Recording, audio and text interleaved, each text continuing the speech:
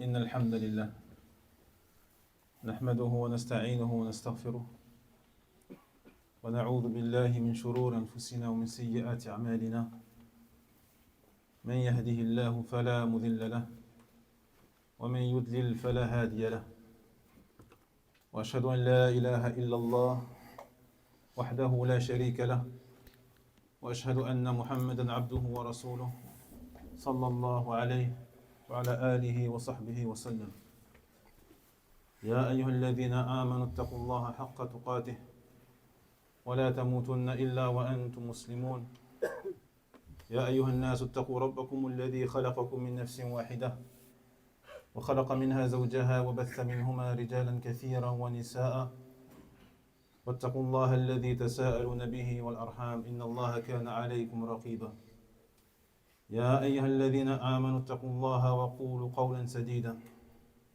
يصلح لكم أعمالكم ويغفر لكم ذنوبكم ومن يطع الله ورسوله فقد فاز فوزا عظيما أما بعد فإن أصدق الحديث كتاب الله وخير الهدي هدي محمد صلى الله عليه وسلم وشر الأمور محدثاتها وكل محدثة بدعة وكل بدعة ضلالة وكل ضلالة في النار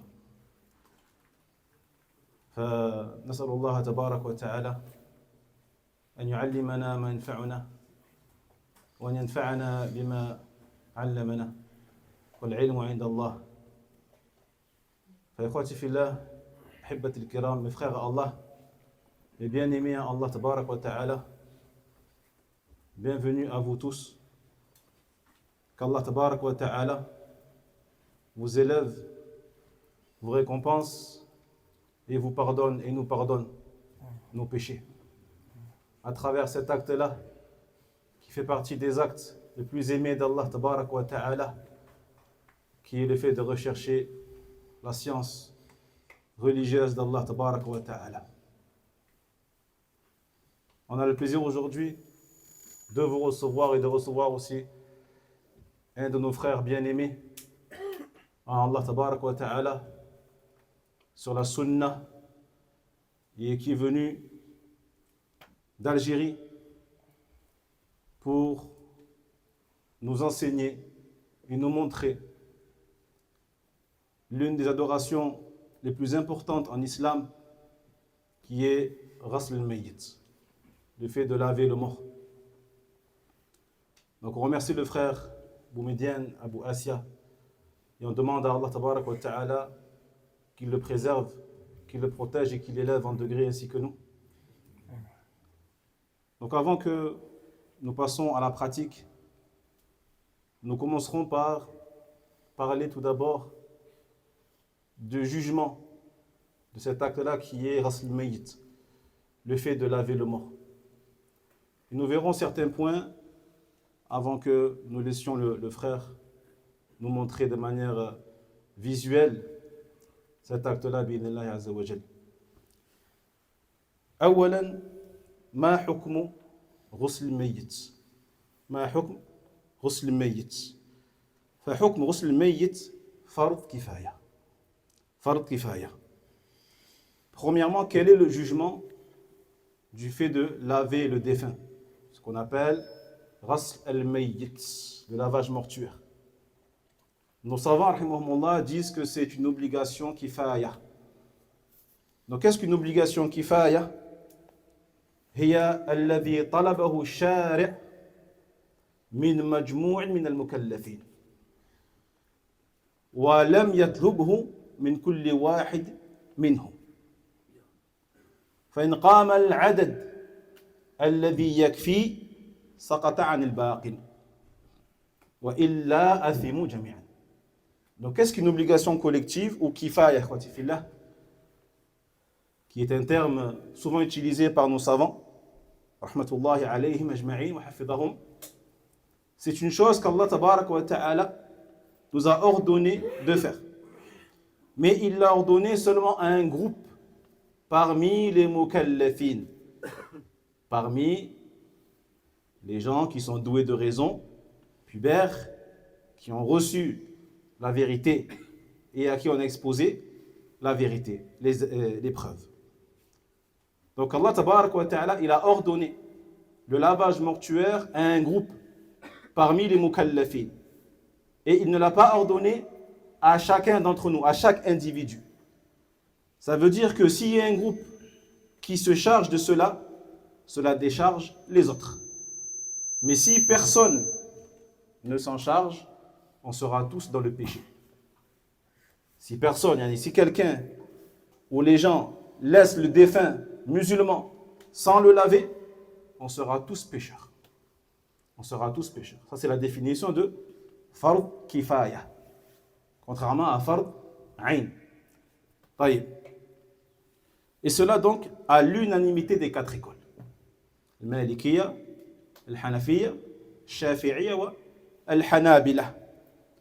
والدليل قول ابن عباس رضي الله عنهما بينما رجل واقف بعرفة إذ وقع عن راحلته فوقسته أو قال فأوقسته فقال النبي صلى الله عليه وسلم اغسلوه بماء وسدر اغسلوه بماء وسدر وكفنوا في الثوبين. Et la preuve que c'est une obligation kifaya, le hadith d'Ibn Abbas radiyallahu anhuma, qui a dit un homme était sur sa monture le jour du pèlerinage d'adieu avec le prophète Mohammed sallallahu alayhi wa sallam, lorsque tout à coup il tomba et se brisa la nuque. Il se brisa la nuque. Et là le prophète sallallahu alayhi wa sallam nous dit irsilu, lavez-le avec de l'eau mélangée avec du cidre et enveloppez-le d'un linceul, ou plutôt de 2 linceuls, fi thawbayn. Donc l'ordre ici du prophète Mohammed sallallahu alayhi wa sallam, irsiluhu, implique l'obligation. Ça c'est la base. Lorsque le prophète donne un ordre, la base c'est que c'est un wajib, une obligation. Taïeb?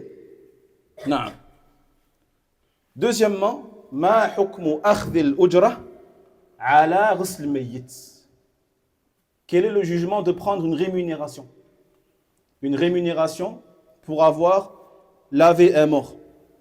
La majorité des savants, al-Hanafiyya, al-Malikiyya, al-Shafi'iyya et l'un des avis del-Hanabila disent qu'il est tout à fait permis de prendre une rémunération pour ce travail-là. Car c'est une chose qui profite à autrui et tout ce qui profite à autrui mérite rémunération ou on peut prendre une rémunération en cela. Thalithan, retenez bien les frères, je vois personne écrire, je sais qu'il y a beaucoup de caméras ici et que la vidéo sera rediffusée, mais le but c'est que vous sortiez de là avec toutes ces notions. Qu'est-ce que c'est? Est-ce que c'est obligatoire, pas obligatoire? Est-ce que c'est permis? Est-ce que je peux payer un laveur ou pas payer un laveur? Hein? Donc, Allahumma barik, il y a la vidéo, certes, mais essayez de retenir et d'écrire ce qui est dit, bi'idhnillah azza wa jalla. ثالثا حكم أخذ أو ما حكم ستر عيوب الميت, le fait de cacher les défauts du mort. Le fait que le laveur, donc, il se peut qu'il voit certains défauts du corps. Est-ce qu'il a le droit de le dévoiler ou de les dévoiler? Jaïd, la yajuz. Il est interdit que le laveur dévoile les défauts qu'il a vus sur le défunt. Et cela à l'unanimité des 4 madhahib, des 4 écoles. Et parmi les preuves, la parole du prophète Mohammed sallallahu alayhi wa sallam, man satara musliman satarahu Allahu yawm al-qiyamah. Et parmi les preuves, la parole du prophète Mohammed alayhi wa sallam, dans le hadith d'Ibn Omar, il dit celui qui cache un musulman, Allah cache ses défauts le jour de la résurrection. Et également, cela reviendrait à faire de la médisance sur le mort. Et la médisance est interdite sur le vivant comme sur le mort. واضح؟ طيب. رابعا حكم حضور من لا يحتاج إليه في الغسل. Quel est le jugement de la présence de ceux dont la présence n'est pas indispensable lors du lavage? La présence de ceux qui sont là et qui ne sont pas là pour laver le mort, est-ce qu'ils ont le droit d'assister ou pas? Les savants ils disent, et c'est l'avis de la majorité, al-Malikiyya, Shafi'i, al-Hanabila, ils disent que c'est makrouh, détestable. Ils disent que c'est détestable, car il est à la base détestable de regarder le mort. À la base, il est makrouh de regarder un mort, sauf si besoin en est. Sauf s'il y a un haja à le faire. Et sauf également s'il y a une maslaha. Par exemple, quelqu'un, un proche de la famille, veut aider les laveurs. Dans ce cas-là, tu as le droit de le faire participer pour qu'il t'aide. Alhamdulillah. Mais le fait d'assister sans qu'il n'y ait une nécessité ou un besoin, là, c'est détestable. C'est makrouh. Taïb. Khamisan, hukm ghasl as-siqt. Quel est le jugement de laver l'embryon ou le fœtus qui est tombé du ventre de sa mère, ou de laver un bébé qui est donc sorti du ventre de sa mère mais qui est mort peu après?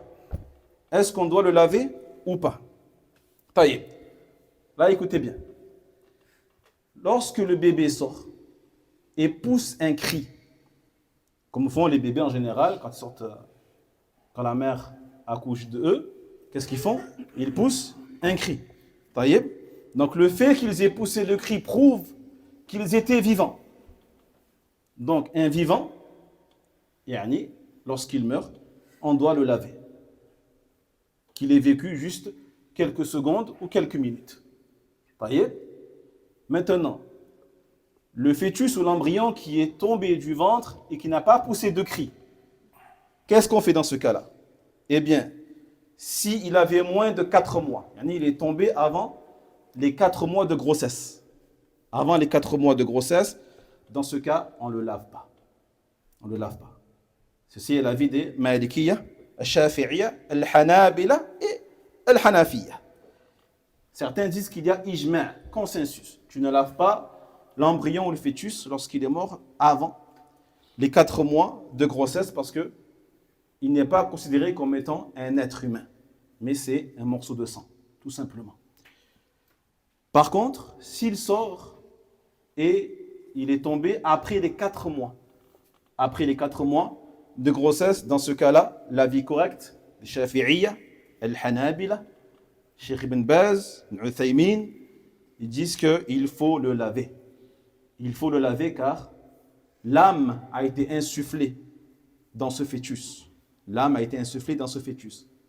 Même s'il n'a pas poussé de cri, même s'il n'a pas pleuré lors de la naissance et qu'il est mort-né, mais tant qu'il est mort après les 4 mois de grossesse, on doit le laver. N'hésite pas si tu as des précisions. Inch'Allah. Est-ce que c'est bon les frères? S'il y a des questions, n'hésitez pas. Donc on a vu 5 points déjà. Que j'ai fait? Je les interroge ou... Après la asr, on est fatigué un peu, on a bu le café, le thé. C'est après, Inch'Allah, les gâteaux. C'est après le Maghreb. Les défauts physiques. Défauts physiques que la personne peut voir. Une noirceur sur le visage qui est anormale. Ah oui. Barakallahu fik. Exception faite. Les savants ils disent, si la personne était connue pour être un criminel, par exemple, un criminel, un tueur, tout ce que tu veux, ou quelqu'un qui faisait des péchés très graves en islam, la fornication, c'était un khariji, un terroriste, c'était un innovateur grave en islam, qui appelait les gens au shirk, qui appelait les gens à la bid'a, qui appelait les gens... Si tu vois une noirceur sur lui, dis-le, propage-le, pour sensibiliser les gens et mettre en garde les gens contre ce qu'il faisait. En disant, il avait une noirceur sur le visage, ignoble, repoussante. Donc s'il y a une maslaha à le faire, tu peux le faire. Et à l'inverse, si c'était un grand savant de l'islam, un grand cheikh de l'islam, quelqu'un qui était connu pour le khayr, le bien, etc. Et toi, tu vois une blancheur sur son visage, magnifique. Comme certains que tu as pu laver, qui avaient une odeur de musc, qui dégageait une odeur de musc, qui avait une beauté, une lumière, une légèreté. Dans ce cas-là, la maslaha est de le dire.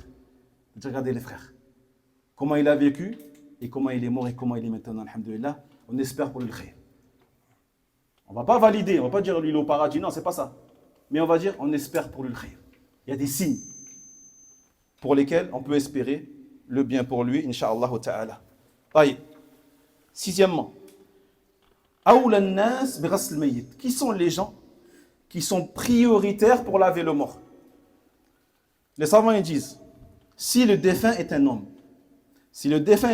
la priorité est donnée à celui qu'il a désigné dans son testament. Donc s'il a laissé un testament et qu'il a désigné dedans une personne, c'est lui qui est prioritaire. Et personne d'autre. Et si donc, s'il tient à le faire, c'est lui qui le fera, bi'idhnillah azza wa jal. Jaïd, s'il n'a désigné personne, ça sera le père, puis le grand-père, puis le fils, le petit-fils, et ainsi de suite, parmi ses proches, dans l'ordre. Ça, c'est l'avis de Hanabila et de celui de Cheikh Ibn Baz ou Ibn Uthaymi. Le défunt, s'il est marié, est-ce que sa femme elle peut le laver? Nati, Inch'Allah. On arrive. D'ailleurs, par rapport à ça, les frères, n'hésitez pas à faire votre testament. Et d'ailleurs, prévenez les gens que vous aimez, yani, de leur dire de préparer les dites-leur, yani, ne vous dites pas yani, la mort elle est loin.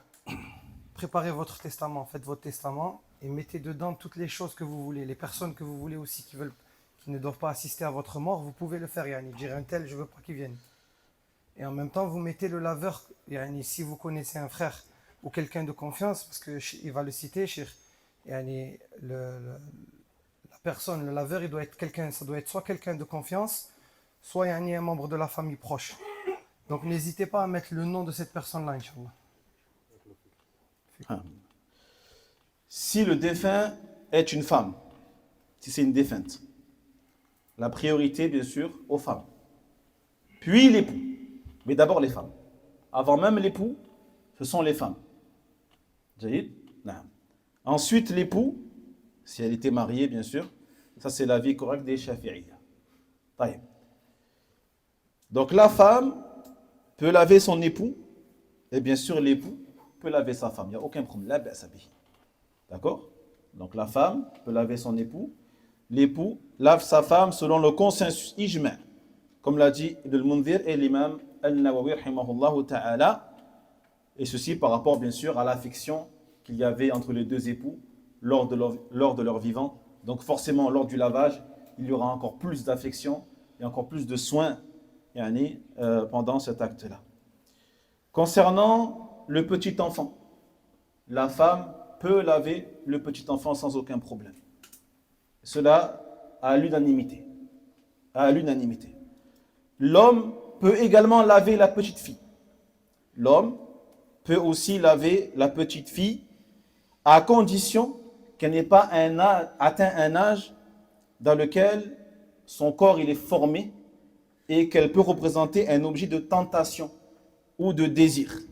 Dans ce cas-là, c'est une femme qui la lavera. Mais avant cet âge-là, avant qu'elle ne devienne ou qu'elle puisse devenir un objet de désir ou de tentation, l'homme peut la laver. Alhamdulillah. La femme défunte qui est morte et qui n'était entourée uniquement d'hommes étrangers. Écoutez bien. Une femme qui est décédée dans un endroit où il n'y avait que des hommes étrangers. Ou un homme qui est mort entouré uniquement de femmes étrangères. Qu'est-ce qu'on fait? Est-ce qu'on dit que les femmes lavent l'homme et les hommes lavent la femme? Non. On leur dit, vous faites tayammum. Vous lui faites tayammum. C'est compris les frères Mas'ala? Vous avez compris ou pas? Hein? Comme ici en France, Tayammum. Les ablutions sèches. نتعلم إن شاء الله. En français, yani, ou ils ne savent pas les faire en fait. Non, ils ne savent pas. Ah, Ils non. savent pas. M'a fait ablution sèche. M'a fait ablution sèche. Ablution, c'est avec de l'eau et quoi. Ça n'existe pas, ablution sèche. Afwan. Ça n'existe pas. Donc attention à les expressions ablution sèche, les grandes ablutions, les petites ablutions. Il n'y a pas de grandes ablutions, il n'y a pas de petites ablutions.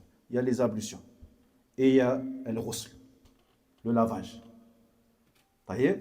Donc il y a tayammum, il y a le wudu et il y a le ghusl. Pas mélanger les trois termes. Tayammum, c'est lorsqu'on utilise de la terre ou autre, d'accord, pour se purifier. El-wudu, l'ablution que l'on connaît. El-ghusl, lorsqu'on veut donc ôter son état de janaba, ou pour les femmes menstruées et autres. C'est bon? Taïe.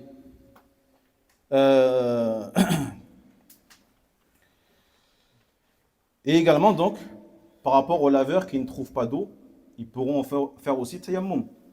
Jaïd. Maintenant, est-ce qu'un non-musulman a le droit de laver un musulman? Ce n'était pas une vraie question. Mais c'est pas grave. Jaïd. La majorité des savants, ils disent que le non-musulman n'a pas le droit de laver un musulman. Et que le lavage ne sera pas valide s'il le fait. Le lavage ne sera pas valide s'il le fait. Et surtout nous qui vivons ici, on peut être confronté à ce genre de problème. Jaïd. Donc c'est le musulman qui lave le musulman, car ghasl mayyit, c'est une adoration. C'est une ibada, une adoration. Et l'adoration, l'incroyant, le kafir, ne fait pas partie de ceux dont l'adoration est acceptée. Est-ce que c'est clair les frères? Alhamdulillah. Si tu veux rajouter quelque chose. Moi, j'ai juste, Inch'Allah, la bonne nouvelle à vous annoncer par rapport au hadith. Le prophète sallallahu alayhi wa sallam, il dit, d'après Abu Rafi', qu'Allah l'agrée, le prophète, que la prière d'Allah et le salut soient sur lui, a dit, celui qui lave un croyant et ne dévoile rien le concernant, Allah lui pardonnera 40 fois. Celui qui creuse sa tombe et le met dedans, il a la récompense équivalente au fait de lui avoir donné un logement dans lequel il l'aurait abrité jusqu'au jour du jugement. Et celui qui le met dans son linceul, Allah l'habillera le jour du jugement de soie et de brocart du paradis. Et quand on parle des 40, c'est 40 kaba'ir, c'est 40 grands péchés qui lui seront pardonnés. Bi'idnillah. Barakallahu. On commence par, Inch'Allah, on fait le matériel. Passe à la pratique, Inch'Allah. Donc mes frères, Inch'Allah, on va vous présenter le matériel qu'on aura besoin pour laver le défunt, Inch'Allah. Donc tout d'abord, on aura besoin de cidre, qui sont les feuilles de jujubier moulues. Donc vous pouvez trouver ça dans n'importe quel mektaba, bi'idnillah. Si vous ne le trouvez pas moulu comme ça en poudre, vous pouvez le trouver en feuille. Il faudra simplement le broyer pour qu'il soit comme ça. Ensuite, bi'idnillah, on aura besoin de kafour, qui est le camphre. Donc le camphre, dans le commerce, vous allez trouver sous cet état. C'est des petites boules dures qu'il faudra broyer. On aura besoin aussi de s'équiper avec des gants, comme j'ai actuellement, et de mettre un tablier en plastique pour les projections d'eau. Il ne faut pas oublier que le laveur, il se doit quand même d'éviter de prendre les microbes, parce que généralement le corps, il se retrouve dans des frigos, et dans ces frigos-là, il peut y avoir des personnes qui ont des maladies, même si généralement en France, alhamdoulilah, on a un certificat de non-contagion, et donc si la personne elle est contagieuse, ils la mettront de côté. Donc ensuite, on aura besoin de musk al-aswad, même si vous n'avez pas de musk al-aswad, c'est-à-dire du musk noir, et vous pourrez prendre n'importe quel musk. On aura besoin aussi de coton. On aura besoin aussi de compresses.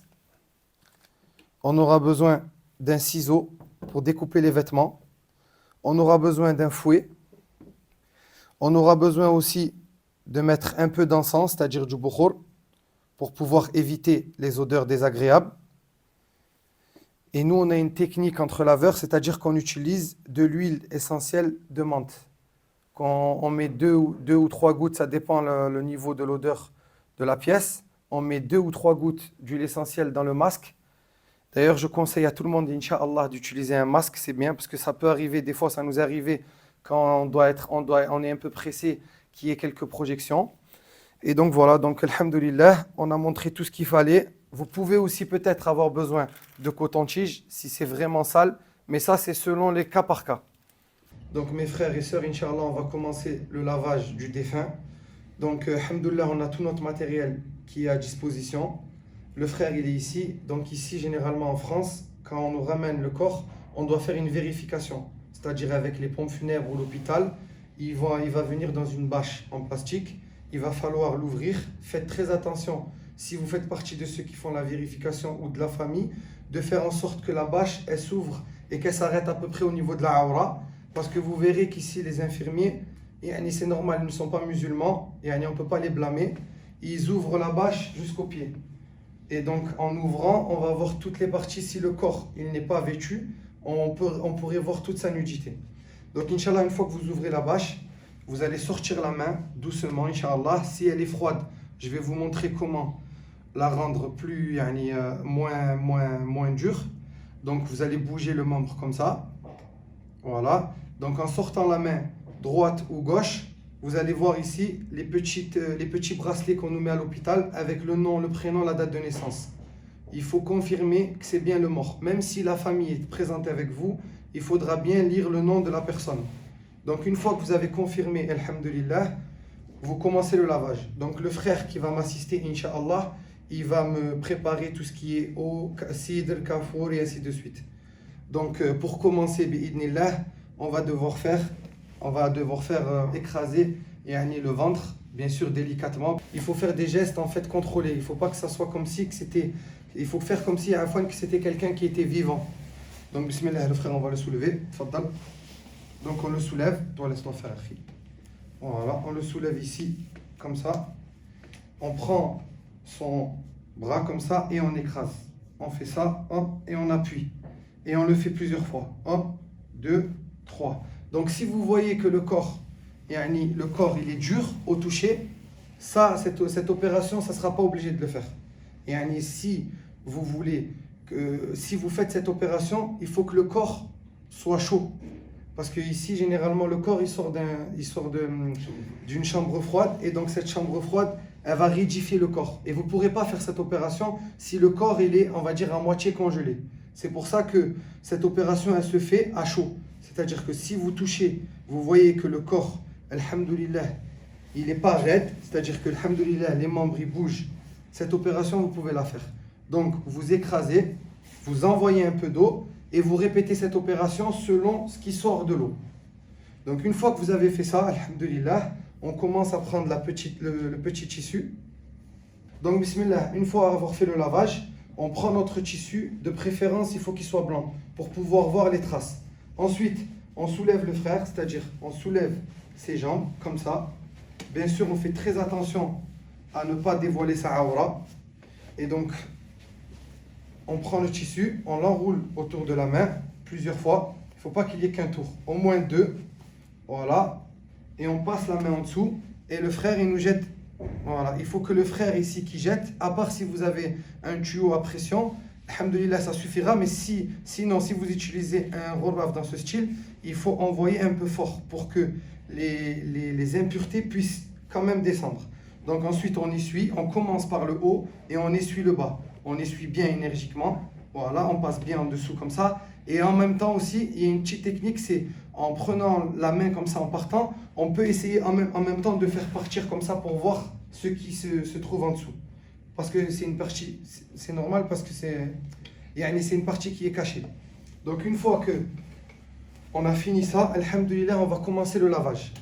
Donc la question du frère, c'est est-ce que, on a dit la base, c'est de l'obligation de cacher la aura et l'interdiction de regarder la aura.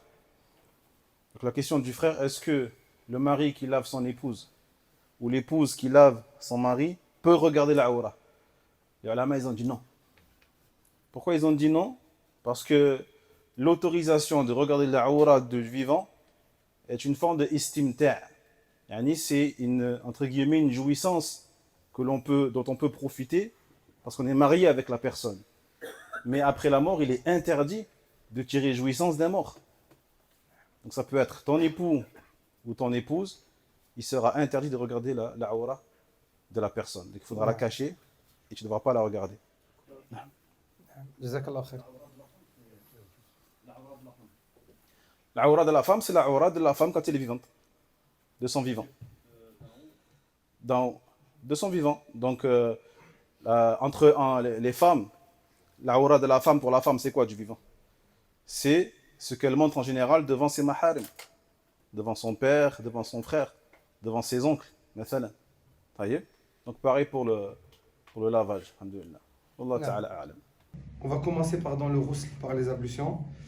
Donc, bismillah, on prend les deux mains, si on veut.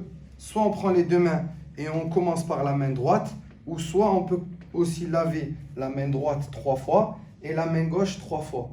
Donc, moi, je vais faire comme cela, avec de l'eau, bien sûr. Donc, bismillah, on va commencer à verser notre eau. On fait 1 fois, 2 fois, on fait bien entre les doigts, on n'hésite pas. Hop, jusqu'à qu'on fasse 3 fois. Une fois qu'on a fait 3 fois, on pose. On va aux parties du visage. On va au visage. Le frère, Inch'Allah, il va me verser un peu d'eau dans les doigts. Je vais lui essuyer comme ça les lèvres et lui moucher le nez 1 fois, comme ça. Ensuite, je vais me relaver la main juste un peu et je fais la 2e fois. Hop, voilà. Et ensuite, la 3e fois. Une fois que j'ai fini, le frère, il me verse un peu d'eau. Il faut faire très attention à ne pas verser l'eau au niveau du nez et de la bouche. Même si la bouche est fermée, il faut quand même verser l'eau au niveau du front. Donc on verse l'eau comme ça et on commence à essuyer le visage comme quand on fait nos ablutions. Donc si c'est un frère qui a une barbe qui est bien dense, on fait passer les doigts dans la barbe et on lave bien le visage. On répète l'opération 3 fois. Une fois qu'on a fini le visage, on vient ici au niveau du bras, on le soulève comme ça et on commence toujours par la main. On commence par la main comme ça, les doigts, hop, et on descend jusqu'au coude. Donc on fait bien les 2 parties. On veille bien à faire, on fait attention de faire bien. Il faut qu'en fait l'eau touche toutes les parties du membre. Donc on fait 3 fois la main droite, ensuite 3 fois la main gauche. Alhamdulillah. Ensuite on passe au niveau de la tête. On met un peu d'eau et on le lâche. Ensuite on fait comme ça et on soulève et on revient. Voilà. Ensuite, on met juste, on rince un peu si on voit qu'il y a un peu de saleté et on met les doigts dans les oreilles et on passe derrière 1 fois. Voilà. Ensuite, on va partir au niveau des pieds. On va aller au niveau des pieds avant. Donc, on commence par le pied droit. On écarte bien les orteils. Voilà. On lave bien 1 fois, 2 fois, 3 fois. Pareil pour le pied gauche, 1 fois, 2 fois, 3 fois. Donc une fois qu'on a fini, alhamdulillah, qu'on a fini le pied gauche, on a accompli les ablutions. Donc maintenant on va continuer le ghusl. Donc bismillah, on va utiliser le cidre que je vous ai montré au début dans les matériels qu'on a besoin. Et on va prendre à peu près 3 grosses cuillères de cidre. On va mettre ce cidre là dans un seau. Ce seau-là, on va devoir remuer fortement avec un fouet. Ça va nous mettre une mousse au-dessus. Cette mousse-là, on l'utilisera pour les parties du visage. Car comme on sait, comme on a dit précédemment, il ne faut pas qu'il y ait de l'eau dans la bouche ou le nez. Donc cette mousse, elle est utilisée exactement, on en a besoin pour le visage. Donc on prendra cette mousse au niveau du seau comme ça. On la versera ici et on frottera. À ce moment-là, on commencera. On commencera par la partie droite des cheveux. 1 fois, 2 fois, 3 fois et on commence à descendre. Donc hop, je commence à frotter. Donc le cidre, la particularité du cidre, c'est qu'il faut frotter. Il ne faut pas simplement le verser, il faut le frotter. Il faut faire en sorte d'enlever la saleté.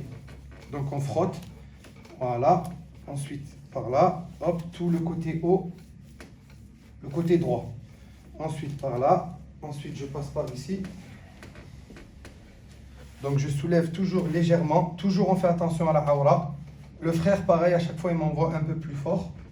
Hop, et là je lave bien. Il faut faire attention à laver bien entre la cuisse, le haut de la cuisse. Il faut bien laver le haut de la cuisse et ici les aisselles. Ça c'est des parties que généralement les gens oublient un peu, mais c'est des parties qu'il ne faut pas oublier. Donc on fait ça, on descend. Une fois qu'on a lavé tout là, on arrive ici, hop, le genou, on lave, on frotte. On a fait tout le côté haut droit. Donc ensuite, on va l'incliner, on met la main comme ça et le pied ici. Le frère, il va nous lever très bien. Il va nous lever. Nous, on fait toujours attention ici. Le laveur, toujours, il fait attention au tissu. Donc si le tissu, il est long, alhamdoulilah, vous n'aurez pas souvent des problèmes. Mais si le tissu, il est un peu court, il faut toujours faire attention dans les manipulations de gérer يعني, pour, le fait, pour ne pas كشف العورة يعني, donc ensuite on prend le bro avec le cidre, hop, et on jette comme ça, on pose le seau et on frotte. Voilà, on fait toute la partie ici, toute la partie droite en dessous. Hop, une fois qu'on finit, on repose comme ça. On refait tout le côté gauche au niveau du dessus. Et une fois qu'on a fini, on remet en position et on refait tout le côté gauche du dessous. Donc ça, c'est une fois. Cette opération Min as-Sunnah, c'est de la répéter 3 fois. Ce n'est pas obligatoire. Ce qui est obligatoire, c'est le lavage à l'eau. Le cidre, c'est une sunnah, c'est ce qui est recommandé. Donc on répète cette opération 3 fois. Une fois qu'on a fini, on utilise le camphre, qui est le kafour. Donc on prend pareil, 3 cuillères, 3 bonnes cuillères qu'on mélange avec un fouet. Il faut que le kafour il soit un peu dilué. Donc c'est pour ça que si vous le mettez en poudre, essayez de bien le broyer. Donc une fois qu'il est bien mélangé à l'eau, là on va simplement verser. Donc maintenant, à ce moment-là, on ne touche plus le corps. Simplement, on enlève tout ce qui est cidre avec le kafour. Donc on va mettre notre main au niveau de la bouche, comme ça, et on va verser le kafour. Hop. Donc une fois qu'on voit que le cidre est en train de partir, on prend pareil, comme ça, hop, on passe là et on envoie. L'eau, il fait tomber. On fait tout le côté haut droit. Ensuite, on remet le corps en position pour le mettre comme ça. Le frère, il va le soulever. Et on envoie ici pareil, comme ça. Voilà, jusqu'à ce qu'on ait fini le côté droit. Une fois qu'on a fini le côté droit, on continue avec le côté gauche. On fait la même chose. Tout le haut côté gauche, tout le bas, pardon, côté gauche. Une fois qu'on a fini, le kafour, c'est qu'une fois. Alhamdulillah, à ce moment-là, le lavage est terminé. Donc on prend une serviette et on commence à sécher le corps. Voilà, on sèche un peu de partout. Donc ici, généralement, vous n'aurez pas une civière pour pouvoir transporter le corps pour mettre le kfen. Donc il va falloir sécher le corps et sécher la table. C'est pour ça que vous pourrez en même temps réutiliser la technique, le fait de lever le corps sur le côté pour pouvoir faire passer la serviette en dessous et sécher bien la table. Donc une fois qu'on a séché, alhamdoulilah, tout le corps et la table, on va changer le tissu qui cache la aura. On prend un tissu sec, on le met par-dessus, comme cela. Le frère, il le tient ici. Et le frère en bas, il le tire. Voilà. Donc voilà, on a changé le tissu sans découvrir la aura. Donc maintenant, on va passer, Inch'Allah, au kfen. Donc là, on va continuer, Inch'Allah. On va utiliser le misk al-aswad. Donc on prendra du misk al-aswad et on utilisera les 7 parties, qui est le front, le nez, l'intérieur des mains, les genoux et le bas des pieds. Le pied, ce qui est recommandé de faire, c'est juste le dessus des bas du pied, pas tout le pied. Voilà, et si le frère il a une barbe, on lui met un peu de musc dans la barbe. Donc on va prendre le premier, qu'on va mettre comme ça, le deuxième.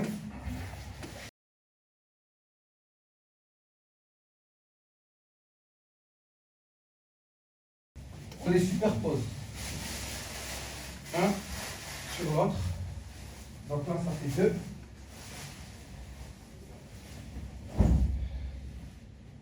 Ensuite, 3. Donc, une fois qu'on a superposé les 3 tissus, les 2 frères, ils se mettent en face, ils prennent les 3 et ils commencent à rouler le tissu. Voilà, comme ça.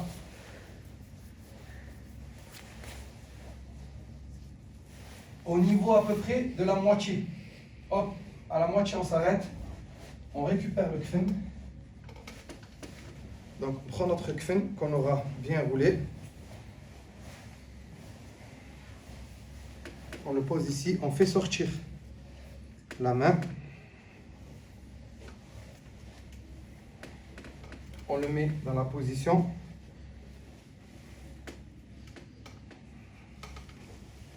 On le fait passer à moitié. Voilà, très bien.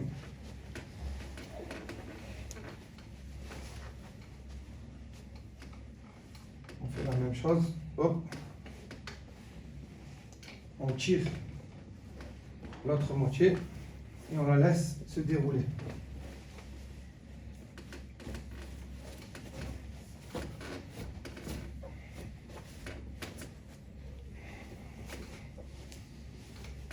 Donc voilà, donc alhamdoulilah, on va commencer maintenant à fermer le kfen. Donc on prend la première partie droite, on range bien sûr la main ici. Des fois ça peut arriver, comme les tables elles sont courtes, que la main tombe, mais il faut faire attention. On la range bien ici. On prend la première partie droite qu'on tire, comme cela. Et ensuite le frère il va tirer le tissu qui cache la aura. Voilà. Ensuite on replie cette première partie droite sur le dessous en serrant bien pour que le corps soit droit. Et on prend la partie gauche.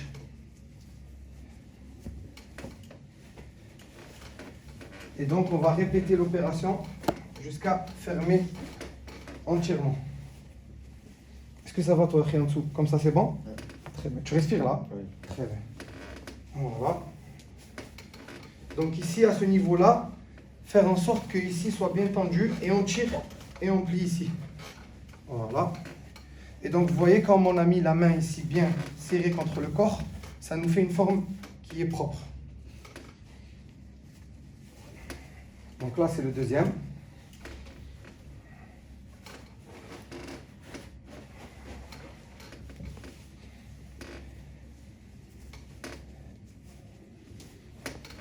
Voilà.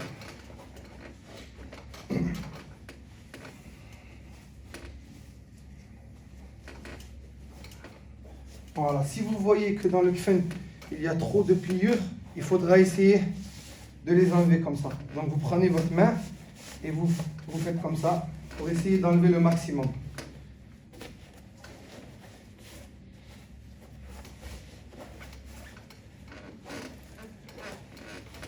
Voilà, ensuite, on va utiliser les attaches.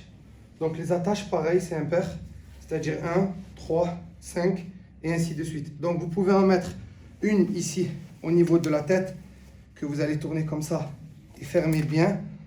Une ici au niveau des épaules, une ici au niveau des hanches, une ici au niveau du pied.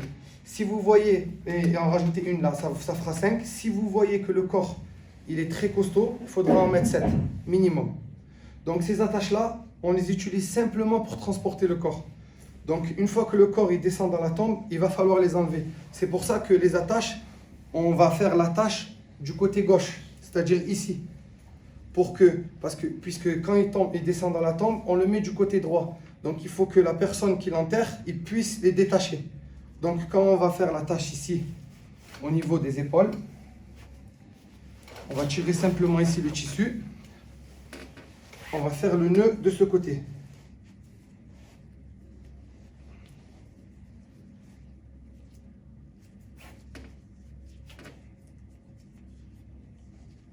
Voilà, pour pouvoir prendre le corps.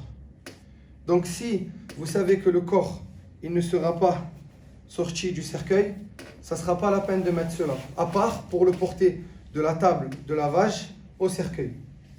Donc voilà, après vous positionnerez votre cercueil sur le côté bien collé. Donc nous, alhamdoulilah, on utilise un peu de parfum liquide pour embellir la janaza, parce que l'objectif du laveur, c'est de faire que le défunt soit le plus propre et beau possible. Maintenant, Inch'Allah, je vais vous montrer la deuxième façon. Si vous voulez présenter le défunt à la famille, alhamdoulilah, il n'y a pas de mal comme on a pu voir avec notre frère Tahir, qu'Allah le préserve. Il va falloir découvrir le visage. Donc, vous retirez, vous pouvez le fermer entièrement et ensuite ouvrir ces parties-là. Voilà. Et vous faites simplement comme ça. Donc, par rapport à mon expérience, j'ai vu beaucoup de gens envoyer le mort comme ça avec la tête ouverte. Et ce n'est pas recommandé. Dans notre religion, l'homme ou la femme, une fois que le cercueil il est mis en bière, c'est-à-dire qu'il est fermé, avant de le fermer, il faut que, même si vous avez montré à la famille le visage et que, alhamdoulilah, ils l'ont embrassé et ainsi de suite, il faut absolument refermer. Parce que puisque dès qu'il va arriver dans le cimetière, ils vont l'enterrer directement. Donc il ne faudra pas que le visage soit découvert. Donc voilà, une fois que, alhamdoulilah, la famille l'a vu et l'a embrassé, vous refermez. Donc on va juste énoncer quelques fawaïd ou quelques points, questions essentielles concernant tout d'abord le lavage du défunt, avant même qu'on l'enveloppe dans le linceul, au sujet du fait de tailler les ongles du défunt. Est-ce qu'on doit tailler les ongles du défunt ou tailler sa moustache pour les hommes? Les savants, ils disent que c'est détestable. Makruh. Ça, c'est une chose que le vivant fait, mais dont le mort n'a pas besoin. Le mort n'a pas besoin qu'on taille ses ongles ou qu'on taille ses moustaches. Écoutez les frères, barakallahu fikum. Ensuite, le fait de raser les char al-ana, les poils pubiens. Raser les poils pubiens du défunt, c'est interdit, haram. Parce que forcément, cela amènera à regarder et à toucher. Et on a vu également que le tayammum pourra être utilisé dans le cas où il n'y a pas d'eau ou dans le cas où le corps est trop endommagé pour utiliser de l'eau. Dans ce cas-là, on lui fera tayammum. Concernant la femme, il est recommandé de lui faire 3 nattes, 3 tresses, d'attacher ses cheveux derrière 3 tresses et lui mettre derrière la tête. Ça, c'est également recommandé par rapport à la femme. Est-ce qu'il est obligatoire pour le laveur, celui qui a lavé, de faire el rousse après? Est-ce que c'est obligatoire? Les savants ont dit que c'est recommandé. Selon les 4 écoles. Les 4 madahib disent que c'est recommandé, mustahab, que le laveur fasse el rousse après. Mais ce n'est pas obligatoire. Est-ce que le laveur perd el wudu? Il ne perd pas wudu. Celui qui lave le mort ne perd pas wudu. D'accord? Donc il peut, s'il a wudu, il peut prier juste après, il n'y a pas de problème. Concernant le takfin, donc le fait d'envelopper le mort avec ce linceul, hada fard kifaya. C'est une obligation kifaya. Qui nous rappelle c'est quoi fard kifaya? C'est une obligation si quelqu'un s'en occupe, c'est plus une obligation communautaire, on va dire. Et si la personne s'en occupe, c'est tout le monde qui empêcher. Voilà, ahsant. D'accord? Donc prenez l'habitude quand je pose la question, je ne veux pas une traduction. Je sais que ça veut dire obligation. Mais je veux qu'on m'explique qu'est-ce que c'est. Comme le frère l'a dit, c'est une chose qu'Allah tabarak wa ta'ala nous a ordonné. Ou plutôt a ordonné à un groupe parmi al-mukallafin, parmi les responsables religieux. Ou religieusement responsables. Si un groupe s'en charge, ça décharge les autres. Donc le fait d'envelopper le mort, c'est une fard kifaya. Donc si personne ne le fait, on sera tous dans le péché. Ensuite, le linceul minimum obligatoire, c'est ce qui va couvrir la aura. Ça, c'est le minimum. Le linceul, le tissu ou l'habit qui va couvrir la aura. Donc, l'homme, c'est combien de linceuls? 3. Et la femme? 5. D'accord? 3 pour l'homme, 5 pour la femme. Est-ce qu'il est obligatoire d'avoir un linceul blanc? Hein? C'est mustahab, c'est recommandé. La couleur blanche est recommandée, mais ce n'est pas obligatoire.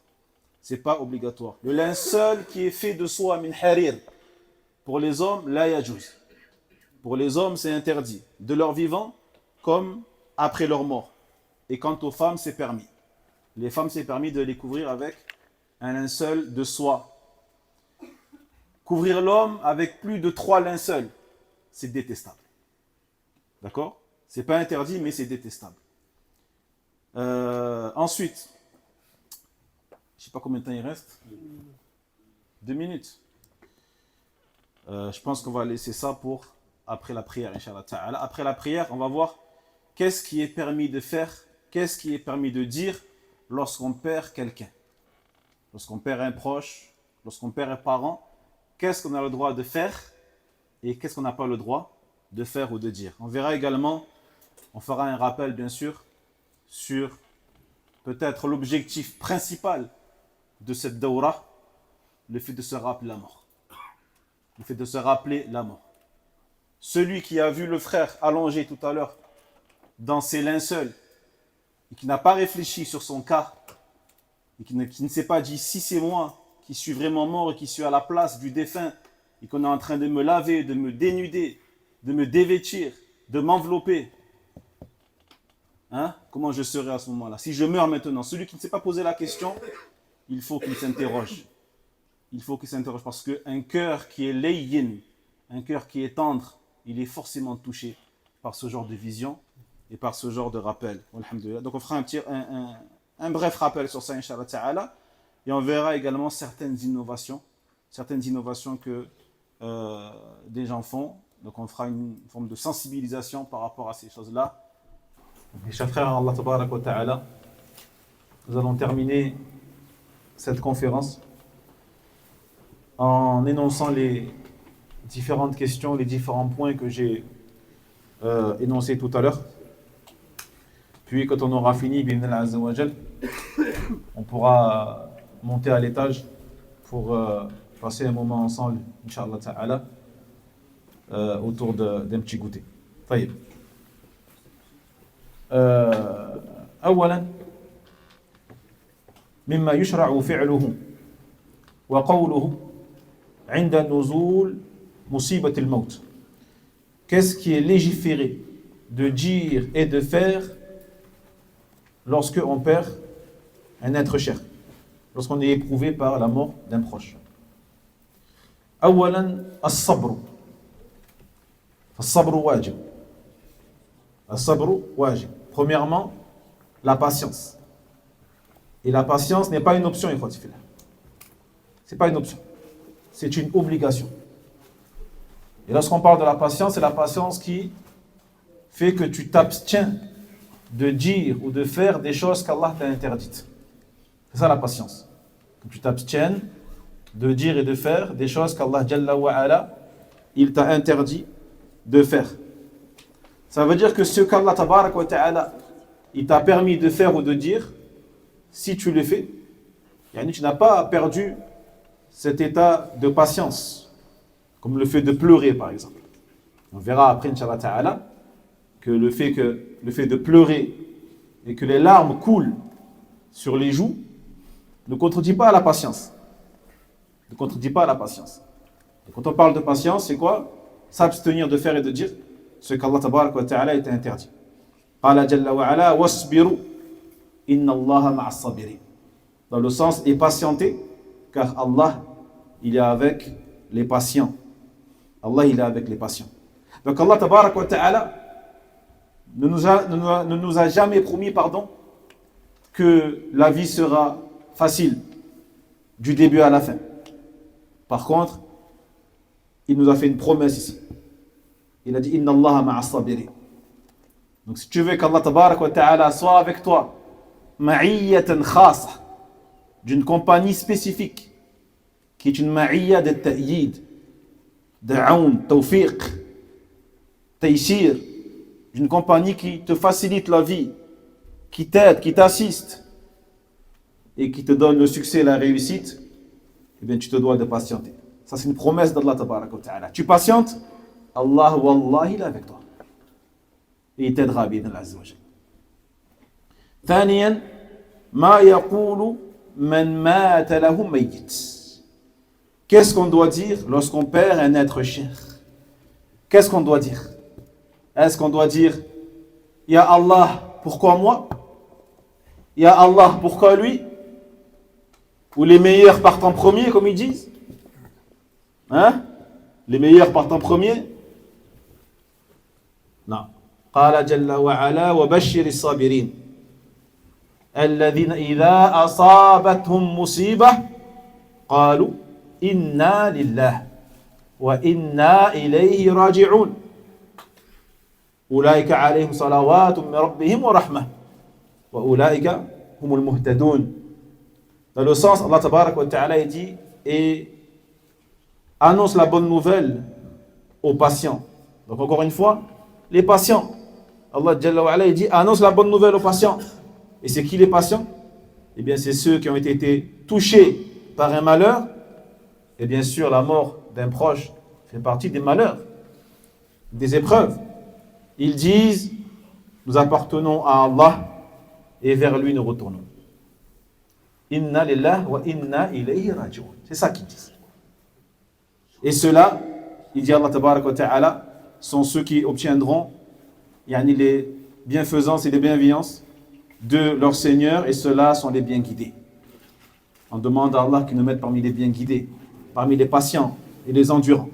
ثالثا, n'hésite pas si tu as quelque chose. Non, خلاص. ما يباح لأقارب الميت وغيرهم. ما يباح لأقارب الميت وغيرهم. يباح البكاء.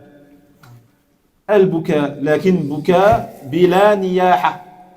بكاء بلا نياحة. وهذا على المذاهب الأربعة.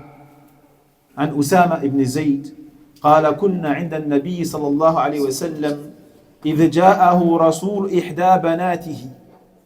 إذ جاء أحد أو رسول إحدى بناته يدعوه إلى ابنها من الموت أو في الموت.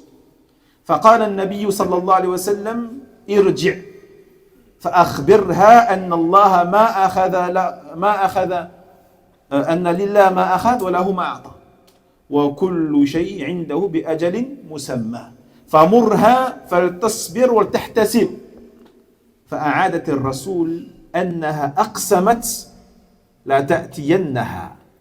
أقسمت لا تأتينها. فقام النبي صلى الله عليه وسلم وقام معه سعد بن عبادة ومعاذ بن جبل فدفع الصبي إليه ونفسه تقعقع.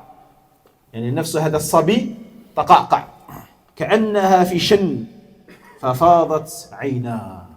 أي فاضت عينا رسول الله صلى الله عليه وسلم. فقال له سعد يا رسول الله أنت تبكي؟ قال هذه رحمة جعلها الله في قلوب عباده وإنما يرحم الله من عباده الرحماء.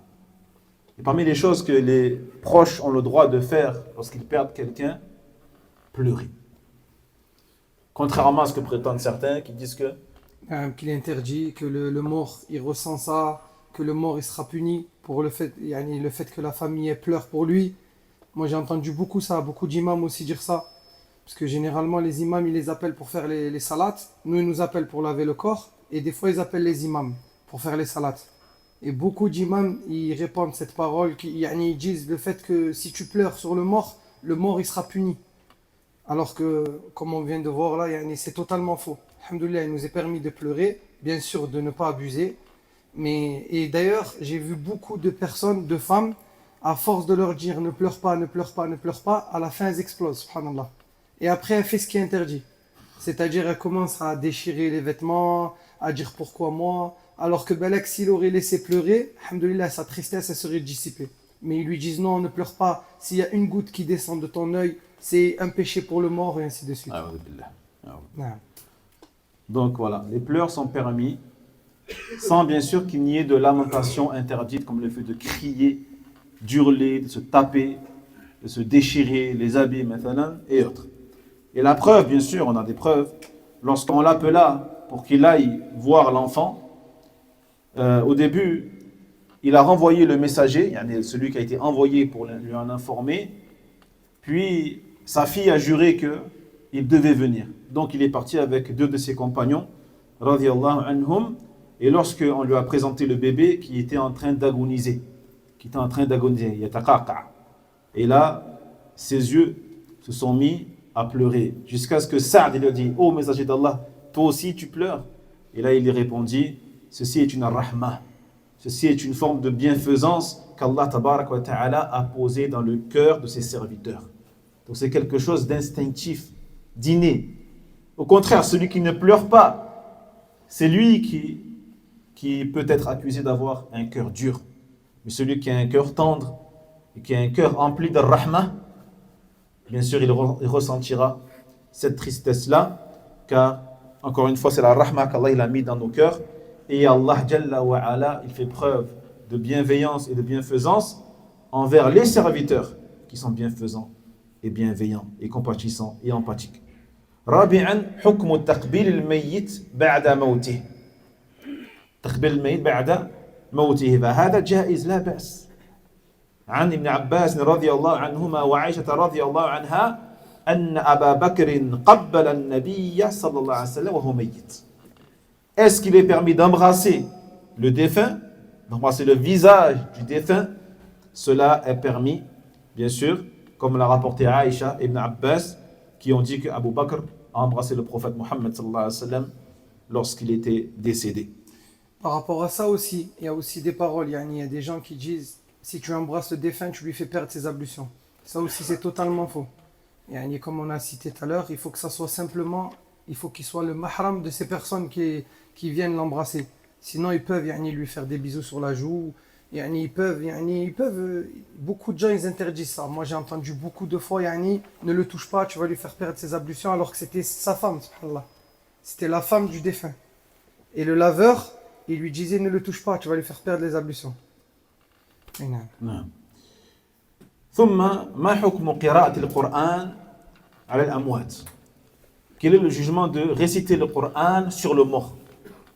Comme certains le font, parfois avant l'enterrement et parfois après l'enterrement. Il faut savoir que cela n'a aucun fondement. La aslala. Cela n'a aucun fondement et cela ne profite pas aux défunts. Car pour dire que cela profite aux défunts, il nous faut des preuves. Il nous faut des textes. Il nous faut un acte du prophète Mohammed sallallahu alayhi wa sallam ou des sahaba qui l'ont fait.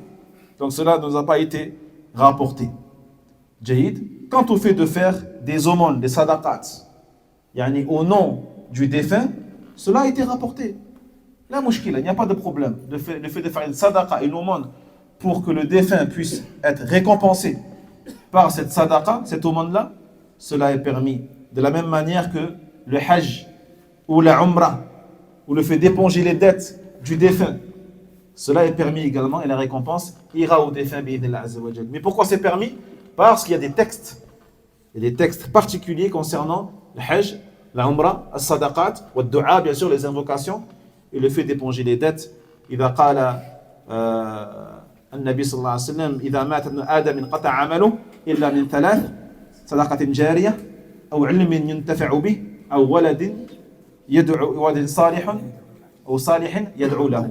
Il a dit le prophète Mohammed sallallahu alayhi wa sallam, lorsque l'enfant de Adam il meurt, ses œuvres sont interrompues, sauf trois choses.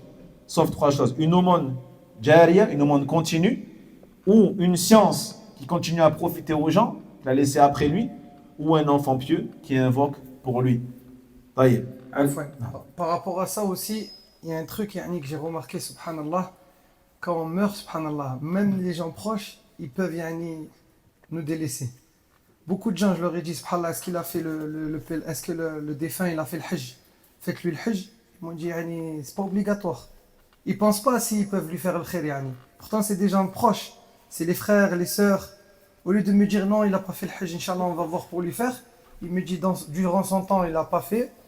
Pourquoi ça serait à nous, en gros, dans le sens, pourquoi ça serait à nous de le faire pour lui? Et c'est pour ça que la petite nasiha que je voulais vous dire, ne vous dites pas quelqu'un va me faire quelque chose pour moi. Faites-vous pour vous. Avant de mourir, préparez-vous à cette mort.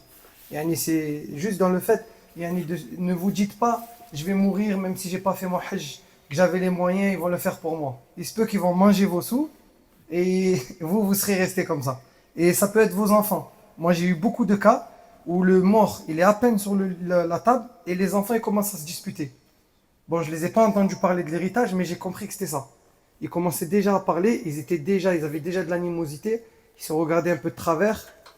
Pourquoi? Parce qu'une fois qu'on meurt, ça y est. Pourtant, c'était un être cher, c'était le père, c'était la mère. C'est pour ça que par rapport à ça, faites attention, ne vous dites pas je vais mourir et on va s'addaq pour moi, mes biens. Non, les gens ils vont utiliser vos biens et ainsi de suite. Illa ma rahima rabbi. Barakallahu fik. Parmi les bid'a, parmi les innovations dans la religion qu'on peut constater dans ce domaine-là, certains parmi les laveurs, une fois qu'ils ont terminé le lavage, le takfin, le linceul, etc., qu'est-ce qu'ils font? Ils sortent et ils vont voir les proches de la famille pour ramasser et récolter de l'argent.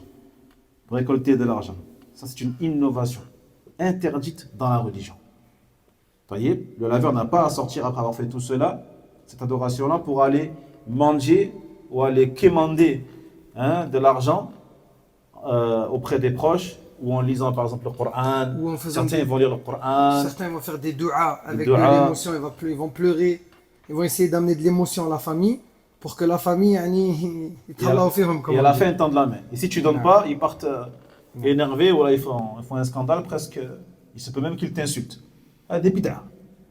Cela n'a jamais été fait ni par le prophète Mohammed sallallahu alayhi wa sallam, ni par les sahaba radiyallahu anhum.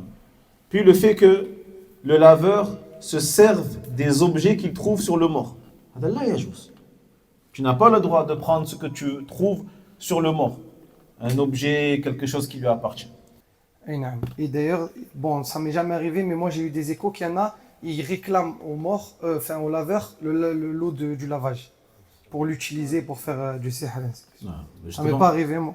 Justement, par rapport aux habits, il y a des croyances particulières. Il faut faire attention à ça. Donc, certains, par exemple, ils vont prendre les habits et ils vont pas les laver pendant 3 jours. Ils vont pas les laver pendant 3 jours, croyant que le fait de ne pas les laver pendant 3 jours, cela les protégera du châtiment de la tombe. D'accord? Ça, c'est une croyance qui existe. Il y a encore plein d'autres croyances, je pense, qui existent par rapport au... Oui, il y a aussi une autre chose aussi que j'ai vu. Des fois, il y a des gens, au lieu de leur mettre un kfen comme on a mis, c'est-à-dire un linceul bien fermé, ils lui mettent, vous savez, les 2 serviettes qu'on utilise pour faire la umrah. Ils le mettent en état d'ihram, ils le mettent comme si qu'il faisait la umrah et tawaf. Ils lui découvrent même l'épaule. Alors que pour certains, vous savez qu'on découvre l'épaule quand on fait tawaf. Une fois qu'on a fini tawaf, on recouvre l'épaule. Moi, j'ai vu des personnes, et ils leur mettent les 2, comme si qu'il était à la umrah, comme s'il était devant la Kaaba. Je suis allé leur dire que ce n'est pas permis. Ils m'ont dit, nous on fait comme ça. C'est dans nos habitudes. Il y en a qui couvrent la télé avec un drap. Ils disent ouais, il faut que la télé soit ouverte, etc. Ça, je l'ai vu. Comme aussi, vous savez, les 40 jours. C'est connu, hein, beaucoup de gens ils le font chez nous, dans nos familles et tout. Allah musta'an, c'est pas de chez nous ça. Ça vient des juifs à la base. C'est eux qui font ça. Et nous, il y a beaucoup de gens qui l'ont fait chez nous, chez les maghrébins. Ça a été beaucoup répandu. Pendant 40 jours, ils vont nourrir les gens. Et ainsi de suite. Alors qu'à la base, on avait déjà vu avec le frère, il y a très longtemps, qu'à la base, la famille du mort, c'est eux qui ont besoin d'aide.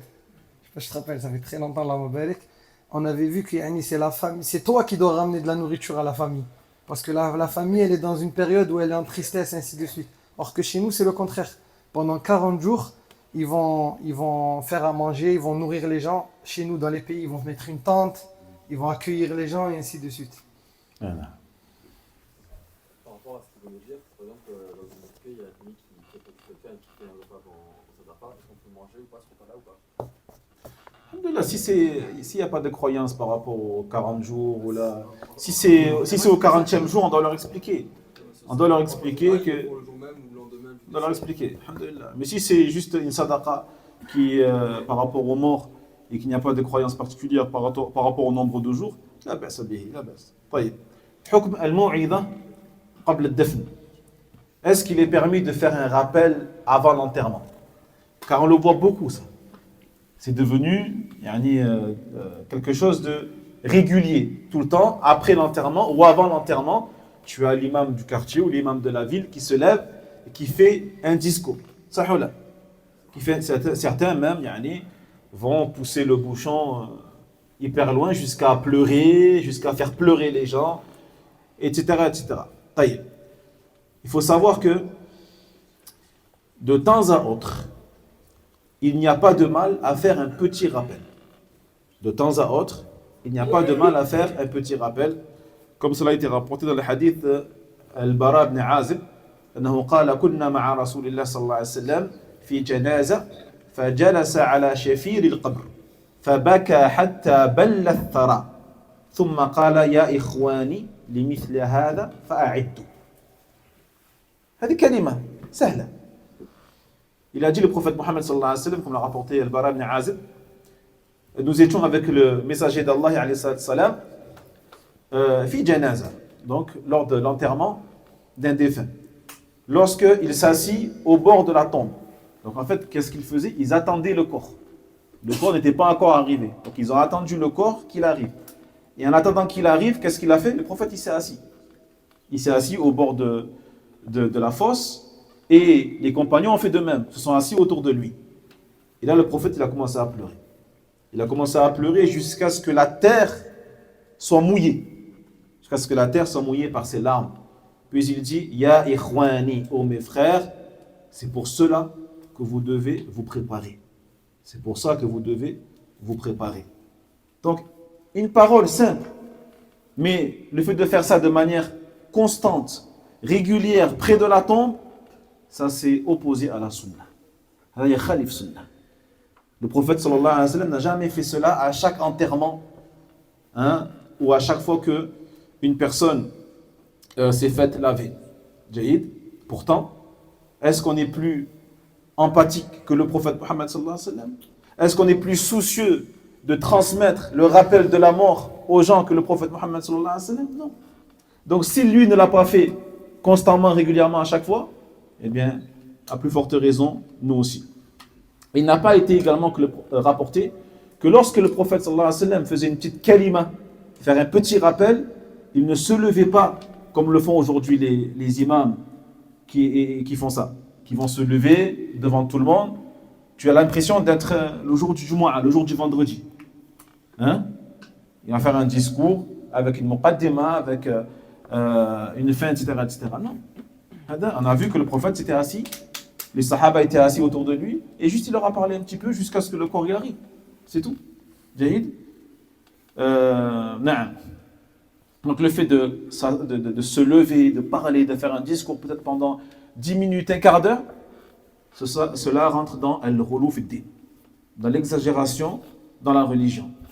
Et comme on dit les ulama, l'enterrement est un moment de recueillement, un moment de calme et de modération. Ça ne doit pas être un moment de pleurs ou d'exacerbation des émotions. Comme le font maintenant les imams, ils vont se lever, ils vont parler pendant 10, 15 minutes, ils vont pleurer jusqu'à ce que les gens pleurent, crient, les femmes derrière qui vont faire pareil. Non. Au contraire, c'est un moment de recueillement. Et le recueillement, c'est quoi? Le khushu', c'est le fait de faire abstraction du monde extérieur. Et de méditer, de réfléchir sur son cas, de se mettre à la place du défunt. Si moi je meurs maintenant, si moi je suis à sa place, est-ce que j'aimerais mourir comme ça maintenant? Donc c'est un moment de réflexion, pas un moment où on va exacerber les émotions. Vous voyez? Non. Voilà, c'est tout. Barakallahu fikum. Wa Il jazakumullahu y a khayr. des Et moi, les questions. frères, je suis simplement un frère comme vous. Simplement, le frère, il m'a dit de vous faire profiter, Inch'Allah. J'ai rien, je suis personne. Simplement, je suis un frère qui est parti. Moi, je fais des umrah à la base. Je suis guide. Je guide simplement les personnes pour le hajj et l'umrah. Et on est parti, on s'est fait former dans les Mersal Atma. Et donc, on a voulu, Inch'Allah, comme on a lavé pendant quelques années ici. Maintenant, moi, je suis parti en Algérie. On voulait quand même transmettre les choses qu'on a appris, mais sur le terrain il est vide. Moi j'ai vu, d'ailleurs j'étais celui qui travaillait avec Roblo, peut-être certains ils connaissent. Roblo, c'est ceux qui s'occupent des musulmans, de tous les Marocains généralement. En fait, ils sont associés à la banque Chabi. Les Marocains ils connaîtront normalement. Exactement. Et moi j'étais en fait le responsable. Parce que je connaissais un frère de Paris, il m'avait mis, en gros il m'appelait l'imam, parce que pour eux. D'ailleurs, une autre anecdote, un jour ils m'ont appelé pour laver une femme. Vous avez compris normalement qu'il y a un problème là. Je dis, nous les hommes on lave pas les femmes. Ah bon, d'accord, je savais pas. Eux ils savent pas, le problème il est de nous, il n'est pas de eux. C'est normal qu'ils ne soient pas au courant que nous les musulmans, les hommes ils lavent pas les femmes et ainsi de suite. Mais pour que vous vous rendez compte. Par exemple, là si la sœur elle questionne, elle dit si le corps du défunt est brûlé, comment devons-nous le laver?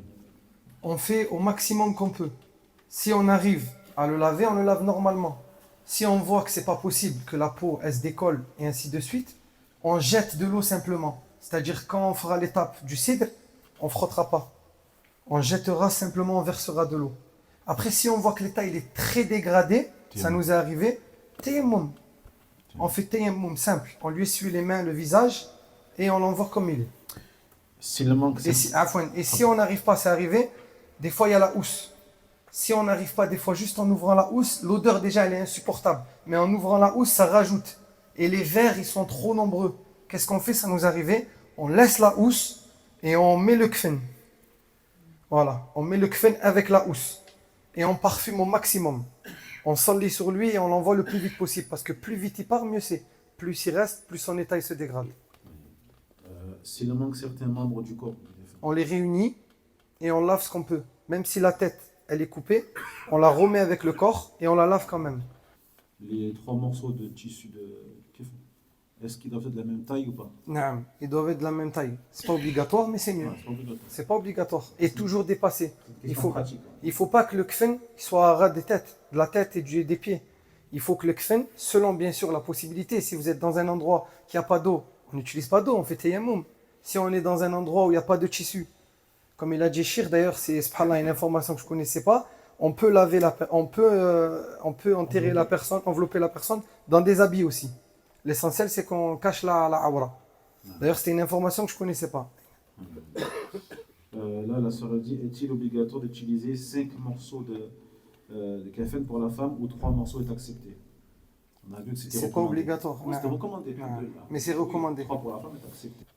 La température de l'eau pour le lavage, froid, tiède. Très important. La température, elle doit être tiède.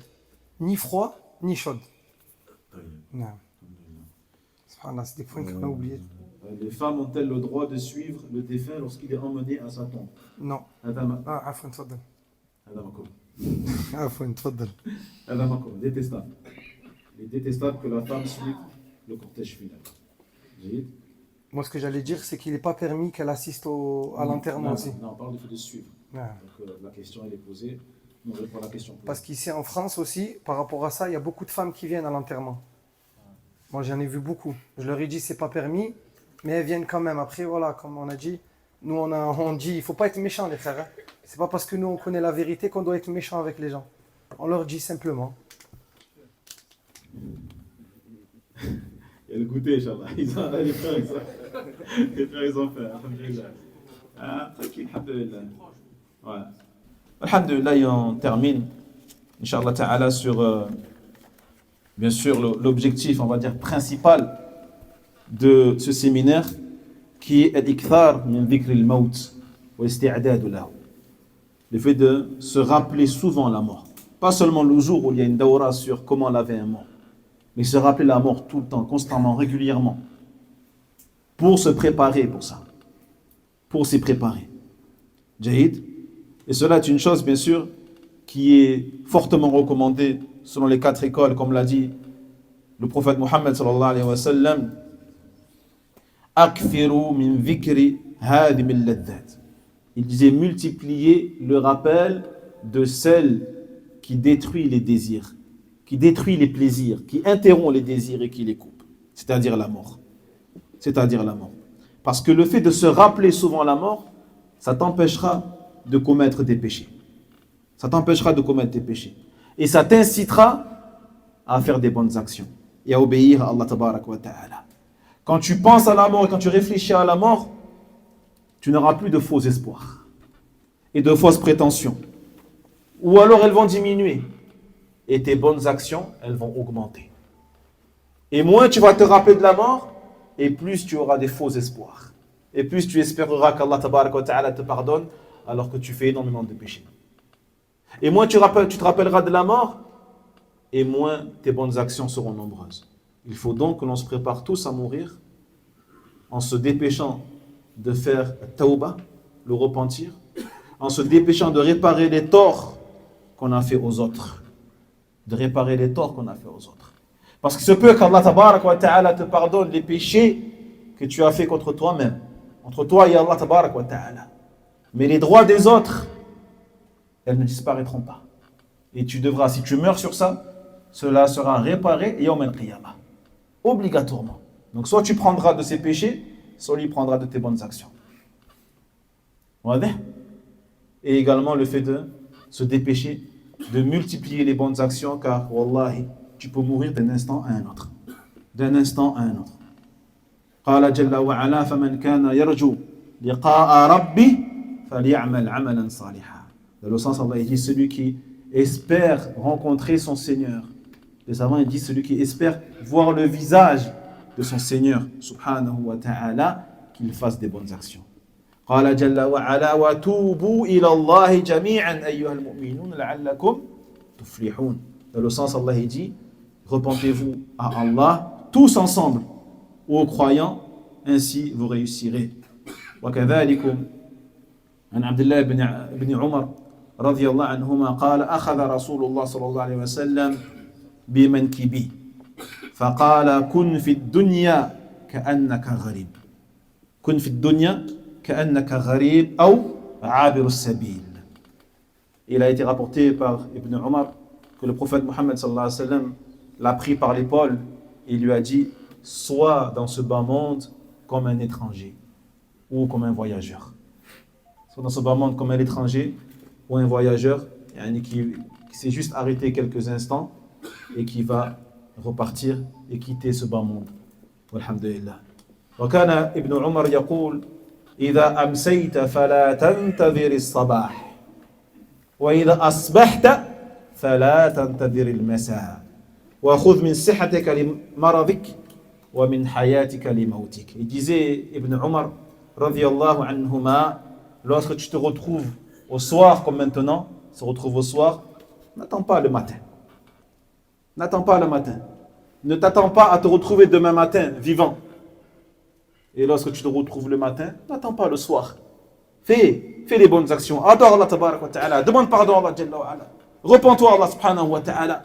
Va demander pardon aux gens à qui tu as fait du mal. Fais œuvre. N'attends pas le soir. Et quand tu es au soir, n'attends pas le matin.